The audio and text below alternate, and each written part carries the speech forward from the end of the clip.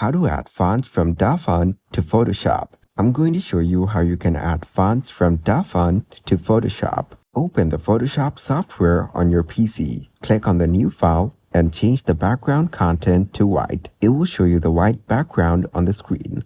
You can type any word here in the given area. At the top, you will be able to see fonts of the text. Click on it and you can select different fonts here. It will show you various fonts and you can select the font of your choice. You can also reach your web browser and search for the Dafont option. Click on the first website shown here. You'll be able to see different fonts option and click on Download. Click on the Download and start the download button. You can also see its size and transfer size. You'll be able to see different fonts and download any font you want. Now, open the folder on your PC where you have downloaded the fonts. Install any font and you can use it in your Photoshop.